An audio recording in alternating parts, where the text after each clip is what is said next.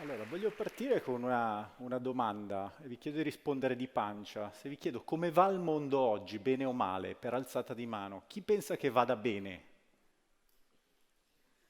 Ok, abbassate le mani. Chi pensa che il mondo vada male? Ok, fate un po' i conti voi. Allora, questo grafico l'ha fatto Hans Rosling, un geniale scienziato svedese, forse l'avete già visto, e ci fa vedere cosa è successo negli ultimi 218 anni. Nel 1800 ciascuno di questi pallini rappresenta un paese della Terra e vedete in verticale l'aspettativa di vita e in orizzontale vedete il reddito. Il puntino più avanzato giallo, piccolissimo, è l'Inghilterra nel 1800, aspettativa di vita 40 anni, reddito medio equivalente a quello di oggi 2500 euro. Guardate cosa è successo negli ultimi 200 anni.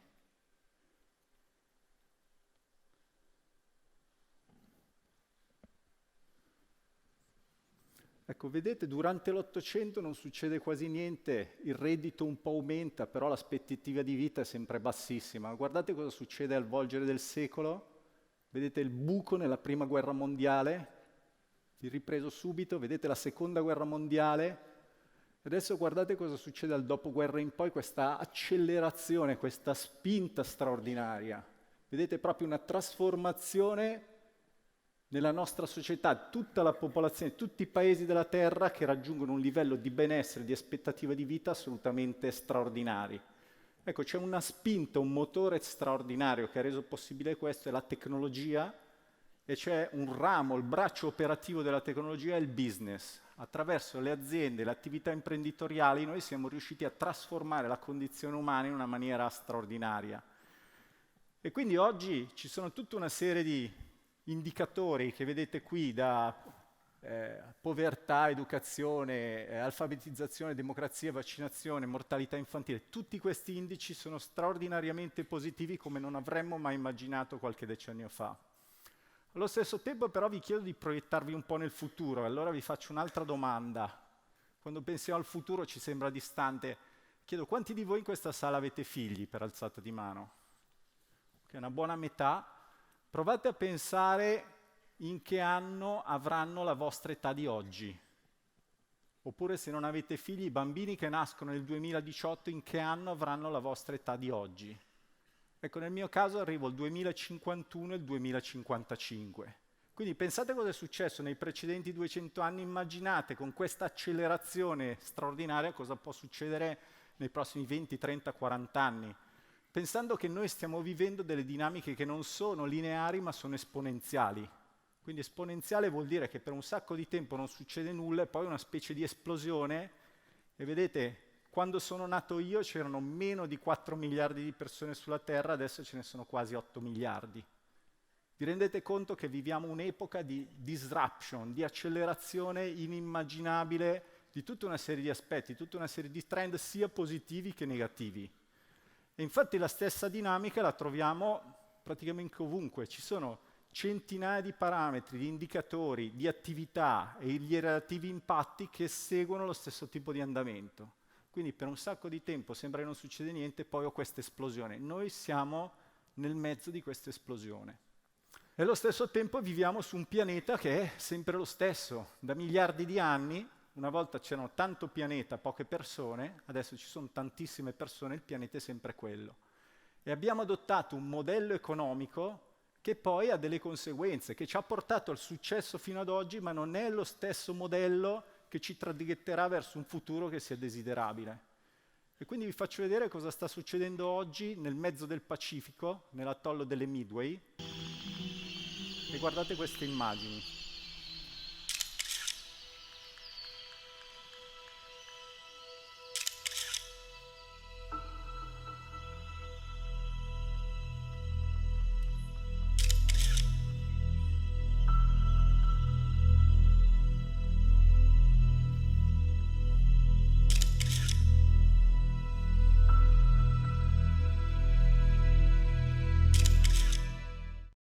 Ecco, questo è quello che succede quando noi adottiamo un modello di business che funziona fino a un certo punto, ma non è lo stesso che ci può portare nel futuro.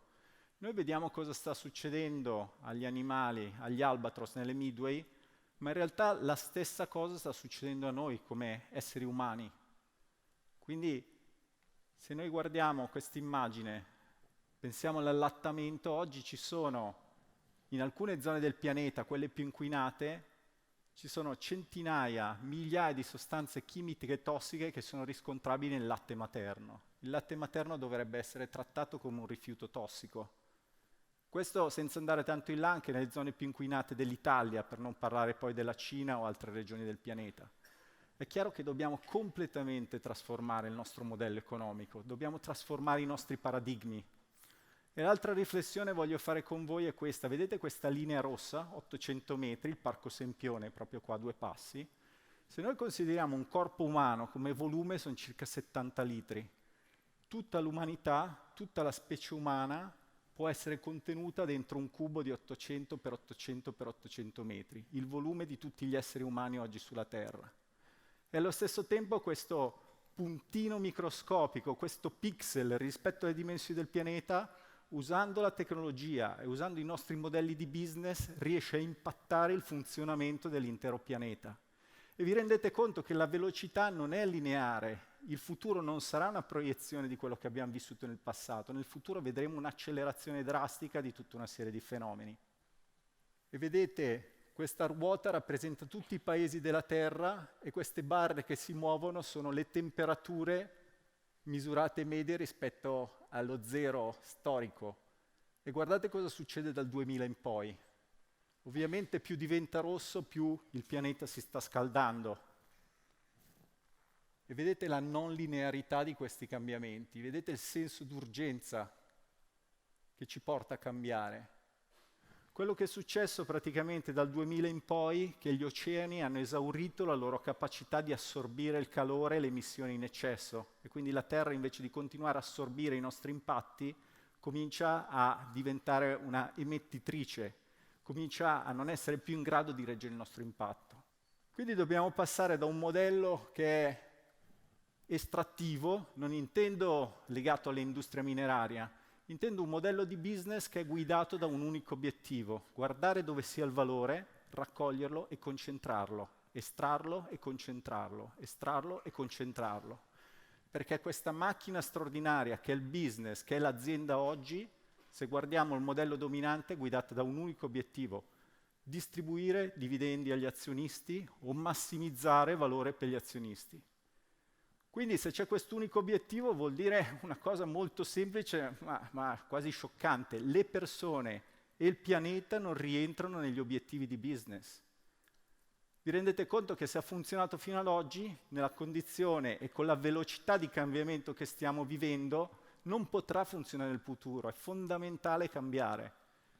E per dare un'idea di quanto bene funzioni questo modello, vi faccio vedere questa equazione, sembra un po' strana, 8 uguale 4 miliardi.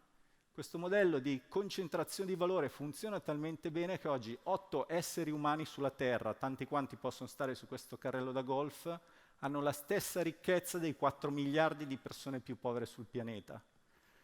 Quindi il business è una forza straordinaria, è come lo sono i terremoti, come lo sono i vulcani, come lo sono gli eventi climatici, però è giunto il momento di trasformarlo nella sua essenza, è giunto il momento di trasformarlo in qualcosa che invece di essere estrattivo è rigenerativo, qualcosa che riconosce l'interdipendenza con tutti gli attori, con tutto il sistema di cui è parte. Vi faccio leggere questa frase. Ogni azienda deve servire uno scopo sociale, deve produrre risultati non solo finanziari, ma anche beneficiare tutti i portatori di interesse, azionisti, dipendenti, clienti e comunità in cui operano. Ecco, quando l'ho vista la prima volta ho pensato che l'avesse scritta, non so, Adriano Olivetti, qualche imprenditore veramente così, mitologico quasi. In realtà questo è un estratto della lettera che è stata mandata all'inizio di quest'anno dall'Harry Fink, che è l'amministratore delegato del più grande fondo di investimento al mondo, a tutti gli amministratori delegati delle aziende in cui il fondo investe. E l'Harry Fink dice a tutte le aziende in cui il fondo investe, BlackRock gestisce quasi 7 trillion di patrimonio, circa 3 volte, più di 3 volte il PIL dell'Italia, dice qual è la vostra vocazione? dovete mettere la vocazione, dovete avere un significato, dovete avere un ruolo per impattare positivamente il pianeta. E quello che lui dice è: se voi non considerate questa vocazione, avrete dei ritorni, sarete meno profitable, andrete peggio delle altre aziende, perché non siete adatti alle sfide che dobbiamo affrontare collettivamente.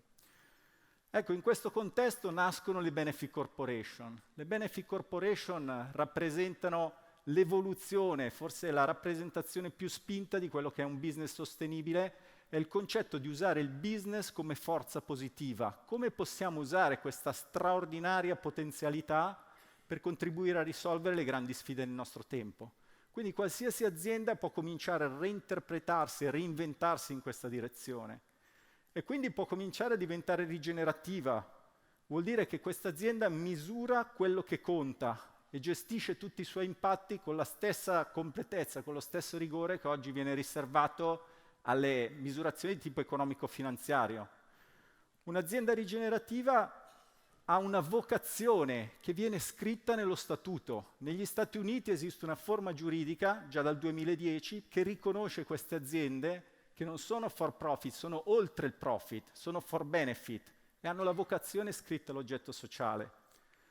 Un'azienda rigenerativa compete non per essere la migliore al mondo, ma per essere la migliore per il mondo. E quindi se noi immaginiamo che tutte le aziende o sempre più aziende vadano in questa direzione, la conseguenza è che usiamo il business per creare una prosperità durevole, una prosperità condivisa. Il pensiero di Kennedy che si avvera. E quindi qui, ispirandomi a Carlo Maria Cipolla, ho provato a rappresentare in questo grafico quali sono le principali tipologie di aziende o di organizzazioni. Ci sono, diciamo, i buoni che creano un impatto positivo verso gli altri e non necessariamente creano un valore per gli azionisti. Poi ci sono le locuste, quelle che distruggono sia valore per gli altri, sia valore per se stessi. Qui Cipolla in realtà direbbe sono gli stupidi che fanno un danno agli altri e fanno un danno anche a se stessi. Poi la grande maggioranza delle aziende sono queste estrattive, che generano un valore per se stesse, generano un valore per gli azionisti, non necessariamente generano un valore per tutti gli altri. E infine ci sono le aziende rigenerative, e quindi le Benefit Corporation creano un valore tanto per se stessi quanto per gli altri. E quindi questo, se vogliamo, è un modello già disponibile oggi che ci auspichiamo si diffonda il più possibile. Bob Shiller, Nobel per l'economia nel 2013, qualche anno fa disse: credo che le Benefit Corporation saranno più profittevoli degli altri tipi di aziende, proprio perché rispondono alle esigenze del nostro secolo. E queste sono aziende che usano la tecnologia per fare una cosa che in passato non è mai stata possibile: misurare tutti i propri impatti, misurare quello che conta in maniera completa e rigorosa. E quindi da una dozzina d'anni fa è stata creata questa piattaforma tecnologica, si chiama B-Impact Assessment, disponibile e accessibile a chiunque nel mondo, che consente di capire se un'azienda sta creando o distruggendo valore per la società. Quindi non solo valore economico, ma anche valore ambientale e valore sociale. Quindi oggi è possibile per un'azienda prendere tutti i propri dati, misurare tutte le proprie attività e usando la tecnologia fare una cosa che qualche anno fa non era possibile, capire se rispetto a questa scala da 0 a 200 punti ci troviamo sotto o sopra questa soglia, diciamo, di equilibrio, di eccellenza di 80 punti. Sotto gli 80 punti vuol dire che è un'azienda estrattiva, che prende dal mondo più valore di quanto crei. Sopra gli 80 punti vuol dire che è rigenerativa, crea più valore di quanto ne prenda e quindi ci auspichiamo che ce ne siano il più possibile. Ed oggi è abbastanza difficile superare questa soglia.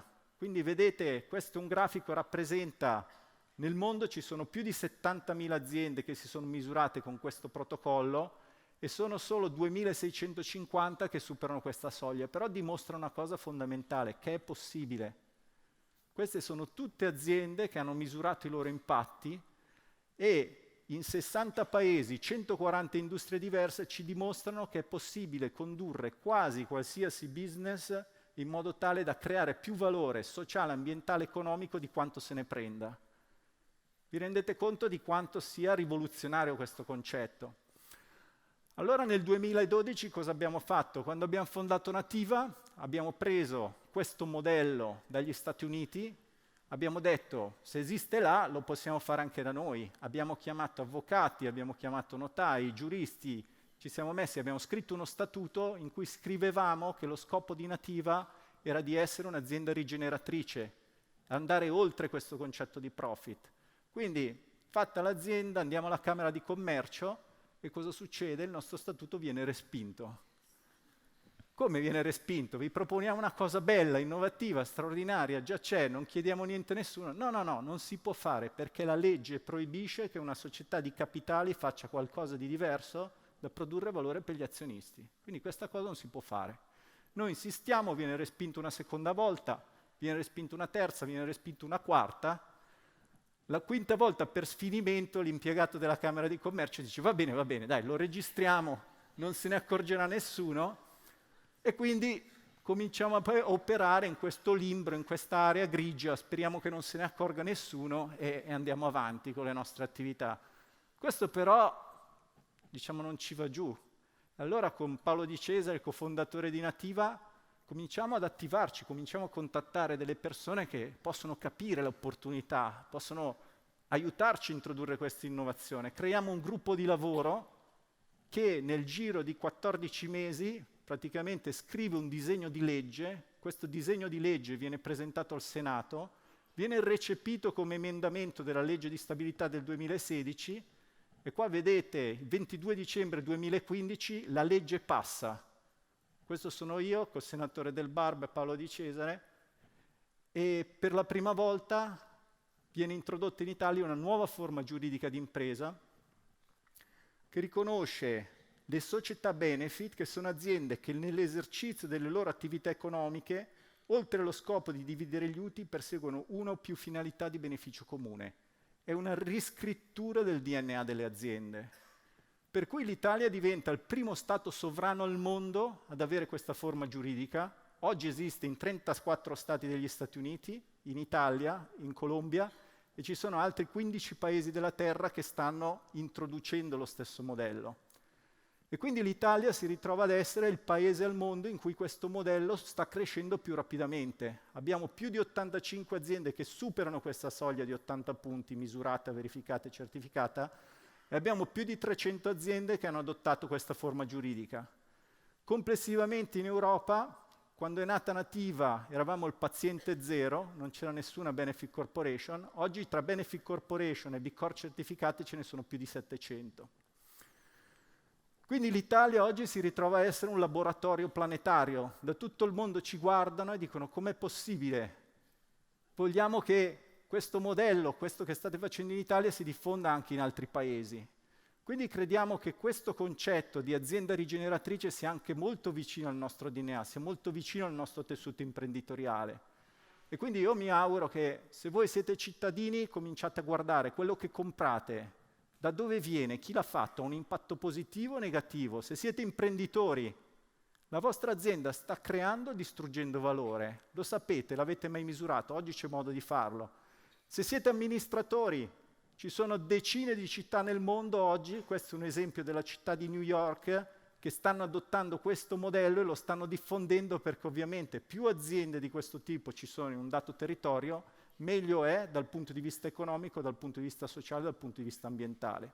Io sono, diciamo, positivo, ottimista, nonostante quello che vi ho fatto vedere all'inizio, perché credo che i popoli e le nazioni si comportino saggiamente, però dopo aver esaurito le altre opportunità.